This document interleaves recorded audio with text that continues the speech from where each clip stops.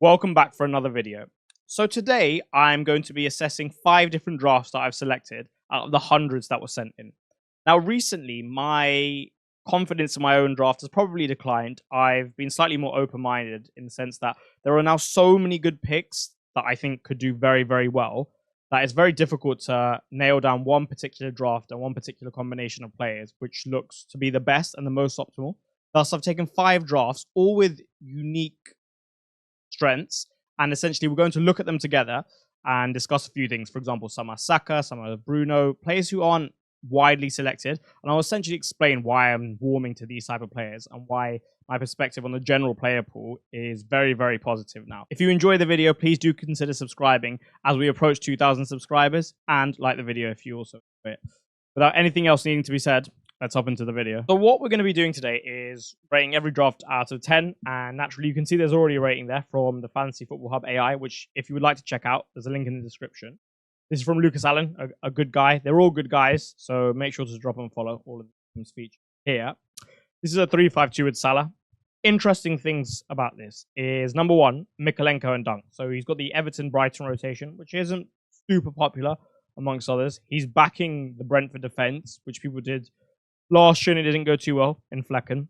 And then he's got Salah, but to essentially facilitate that with 2 premium defenders, he's got a 5.0 and a 5.5 that will have to start every week.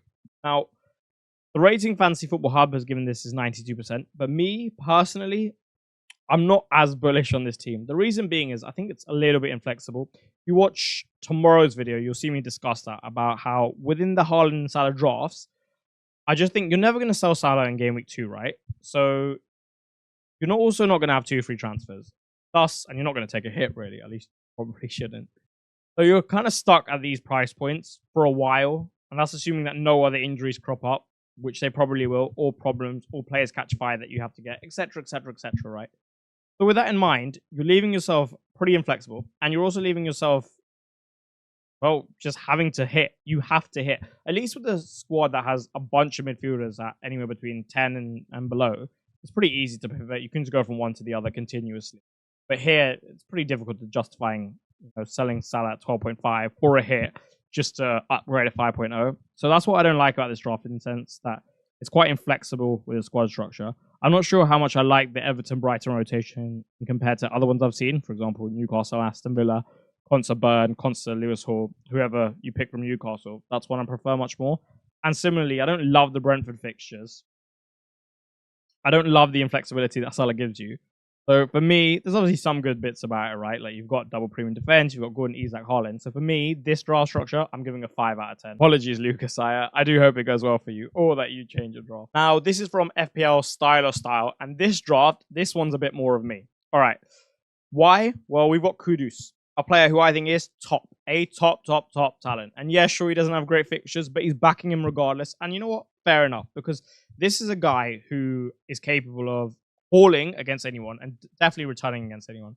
All I have to do is cast your mind back to the last day of the season. He, in another game mode, really helped me out with that goal. And what a superb goal, right? How many players can score a goal like that in the league? Not many at all. You can pretty much count them on 2 hands. So, with that in mind, he's gone for an asset who you can probably hold for the long term. Even if he doesn't catch fire initially, he's someone you can hold because he'll have good upcoming fixtures and just a brilliant player, and thus he can return. So I like that pick. I like the Eze pick. It's super safe, right? Zone dominator, ball striking, assist threat, goal threat, penalties, minutes, able to drive, physicality. He has no problems handling himself in this league, and he's such a focal point of that attack. He is the focal point and the most important cog in that attack, right? So again, I like that. I like Bruno Fernandes. And this is why I say this draft's a bit of me. I'm warming to him. 8.5 on penalties, perfect expected minutes. United looking a bit better. Maybe he's a bit more advanced. Higher volume of actions in the final third. And that 2 attacking actions. Doesn't have to drop so much because maybe they're signing a new 6 and they solve their progression issues. Maybe the new centre-back pairing will improve that. In fact, they probably will. So, that's good. It looks good for Bruno Fernandes if Man United can sort, some stuff out.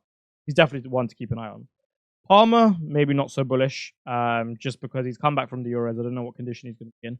Also, I think Nkunku at 4 million cheaper, I like. So for me, I'd probably go Palmer to like a Son here, and Odoi up to let's say, well, in Kunku, right, at 6'5", he'd need to find 0.5 from somewhere. But look, he's got Cunha on the bench. I don't think you need that at all. I wouldn't suggest having such a strong 8th attacker. So you could definitely downgrade him. He's got 5 playing defenders. Again, you could downgrade him.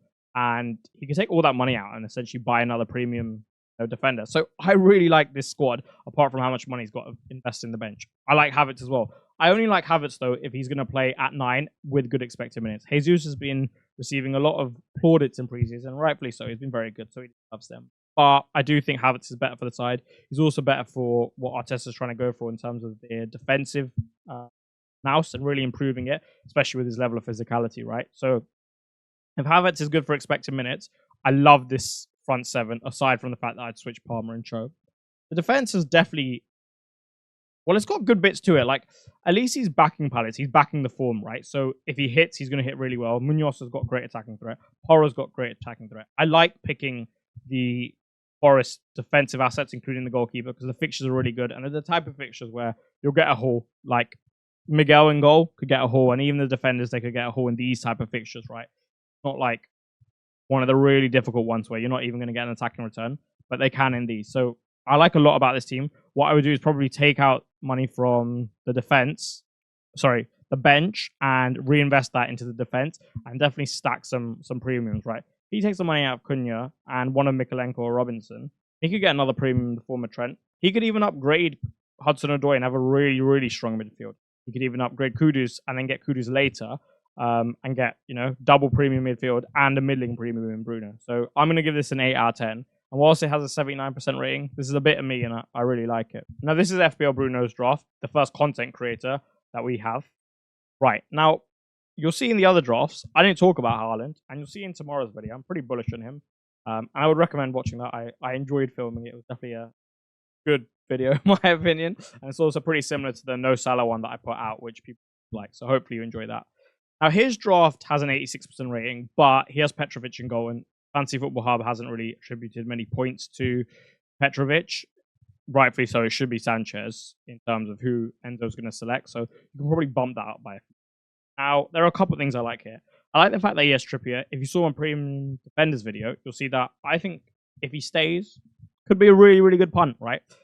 Got the best fixtures out of the Premium Defenders to open. He's so integral to the bonus system. And I would just recommend you watch that video for the 2-minute segment on why I think he could be gold, assuming he stays.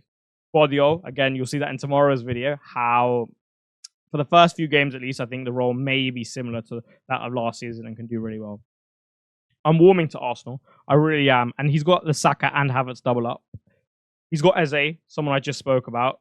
Great. And going back to Saka, actually, he probably deserves a bit more of a mention. Expected minutes-wise is so solid. And if Arteta is to tweak his system, so there's talks about Moreno coming in and playing that left centre mid. I think if he does that, not only does Martinelli go from really wide to narrow, but I think Saka will as well. And I don't think they'll go so asymmetric because they'll just have White pushing up further. That allows Saka to come inside a little bit more and maybe hog a bit more of Odegaard's space. That's something that could happen. Who knows? Maybe even Fabio Vieira plays and Saka's allowed to come inside even more because Vieira's probably a bit better in terms of those wide right rotations. I think Trent, Elliott, Salah a couple years ago, something like that. If he is willing to drop the Arsenal, bit of a out there theory, but maybe moves into left centre mid, which quite a few have called for on it. But regardless, I like Arsenal's prospects and I like Saka's prospects. Maddison's an interesting pick in the sense that most people, if you're going to go Spurs, have all gone Son or Johnson from what I've seen, but he's going Maddison. Obviously started the season so strongly last year, and there's no reason he can't do so again. He's had a nice break, and I think that'll be a big factor coming in. People who've had a break will be raring to go, and they'll be fit. Double-edged sword again. Isak, lock in pretty much every team. I'm not even considering taking him out. And then you have Watkins and Salah. Probably two I'm not super keen on at the moment. And I just think I'd rather have Haaland than a cheaper mid, given how explosive some of those cheaper 6.57 million mids are. And if you're going to back Newcastle, right, you're going to have Trippier solely because you think he's going to get clean sheets and attack and return. But part of that is clean sheets. Therefore, I'd probably go Gordon alongside Haaland because it starts at a baseline of 3 points, assuming you think Newcastle keeps clean sheets. The fact that you think Trippier is just going to do well in general, well, you probably assume Newcastle do well in general. There's goals to be had there. And I would really, bank on it and try and maximize my upside. So apart from the Salah and Watkins, I quite like this drop. But I can't, put too much of my personal twist on rating because I have to be objective.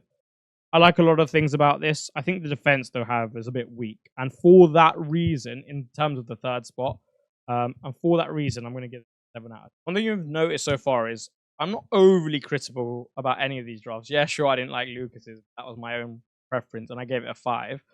But in general, there's not too many bad drafts because the player pool is so vast. There's so many strong players. Thus, I think it's difficult to get it really, really wrong. So, with that in mind, I wouldn't stress too much about outcomes at all. Whatever happens at the end of Game Week 1, let it be. But really focus on your decision-making process and try to optimize it as much as possible.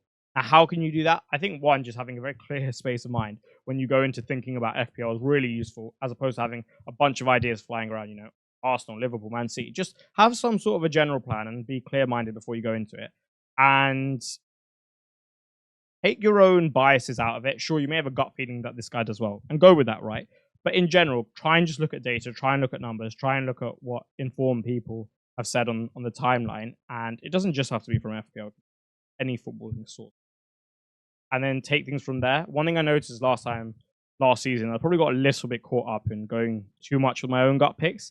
And essentially, had I gone with a bit more data and more intelligent insights from others, I would have profited and done better. So I think definitely don't become too attached to the outcome. But you're going to have to put in a few hours, I think, this time around. The player pool is so vast, you need to be able to differentiate. And the margins between them, because they're all so good, are pretty small. So I think definitely put in the reps this time around, but it will pay dividends. There's a little bit of an edge is the difference between one haul and a blank, and that could be the start of the season when the player pool is so wide. Anyway, going back into it, we've got FPL Stream Team here. Again, a 93% rating, a really high rating. And one I think, especially with how the expected minutes are, formed on the Hub's AI tool at the moment, a really, really solid one and difficult to beat. What do I like? I like the Arsenal coverage. I like Son a lot. I like Son a lot for an aggressive strategy in Game Week 1 and Game Week 2. He loves playing against Leicester. He's got the captain's armband on him. The system is so positive and it's so goal orientated. He's not really focusing on too much else apart from scoring goals and creating chances. And having the captain in that, having the guy who plays a lot of minutes, having the guy who's on penalties, great. I like it. Obviously, he doesn't have Haaland in here, so that's a big negative for me. But apart from that, I think it's so sound.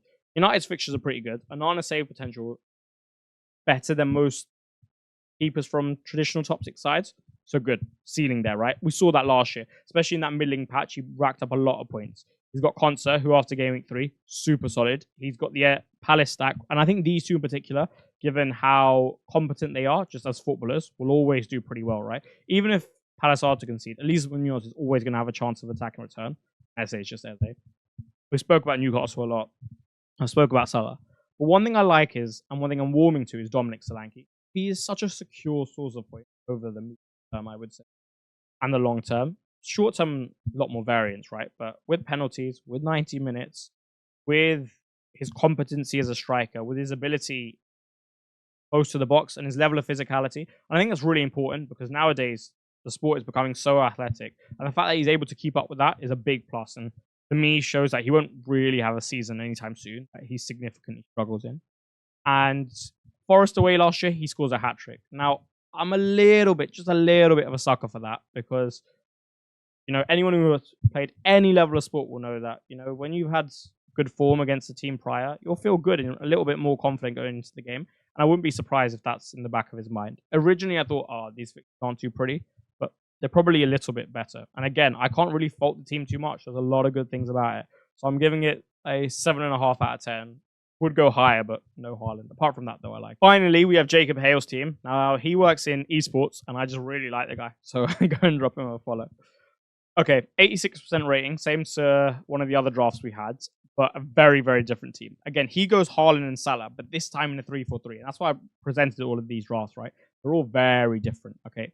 He has the Burn Konsa rotation. I like it. He's obviously got Van der Ven benched here. I'm probably starting Van der Ven ahead of Konsa, and thus I think overall it's fine. I like Barker at 4 million. I like the Arsenal defense because I am really warming to it. I like the fact he has Eze. I think if you're going to go Haaland and Salah, you have to have a lock in terms of a guy who gives you everything at those price points. Owen and Kunku, a Gibbs White, and Eze. I'd probably have 2 of those, and he's got Eze, so I really like that. What I don't like about this draft is that I don't think there's the best value and the most optimal strategy to go for 2 rotating 5 and 5.5s. Apart from that, I like that. And straight off the back, I'm happy to give this draft a solid 8, right? I know that it's got Haaland and Salah, but his is a bit more balanced given it's a 3 for 3. Slightly easier to do, given he's also got good defensive rotation and he doesn't spend too much money on this. He's only got 1 premium, which is why I think this is a bit better to some of the other Haaland and Salah drafts I've seen across the time. What I would say is I would tweak the Rodgers João Pedro thing. I would just pump it into one person. You've already got Nkunku on the bench, right? So you've got 7 very strong attackers should you do this. And I prefer to go with the strength. Like I said, Haaland and Salah can be a little bit inflexible. Thus, I don't really want to have 2 options who are potentially going to be on the fringes at any given point. I'd rather have nailed brilliant assets, right? So he could downgrade João Pedro, take the million, upgrade Rodgers, and access 0.5 from somewhere. Maybe he drops a Gordon. That's why I said I don't really Haaland and Salah. I don't want the price points are a bit inflexible. But nonetheless, he could do that. He could go a 5.5 million mid. Emil Smith-Rowe, someone we haven't talked about in this video. I'm sure we will before preseason ends. Someone I like. And I just think I'd put the money into the midfield, pretty much all of it, and then go from there. I understand the strategy. I'm just personally not a huge fan of it. I think especially with Haaland and Salah. If you're going to do it in another draft, I don't mind it as much because the rest of your team will be so strong. But where it's not and where you can have potential flaws, given the inflexibility, I would probably... But like I said, I already gave it a rating, and yeah, it's a pretty good draft. Now, yes, I selected those drafts, but I selected them a few days before, and then I just put them into the video and left them. I didn't really look at them too much before filming because I wanted to look at them and essentially give a fresh perspective. I didn't want it to be particularly recorded. So if there was a little bit of, umming and ahhing, that's why I wanted to give just a very fresh perspective on what I saw. I enjoyed it though, slightly different style of video. I can't imagine I'll do too many more of those, but I hope that at least allowed you to get insights into some players that I haven't discussed yet. For example, Bruno. I haven't discussed Saka in a while. My perspective on him certainly changed. So I hope you enjoyed. I shall see you for tomorrow's video, which is an interesting one and one I really enjoyed filming. Have a wonderful day. Goodbye.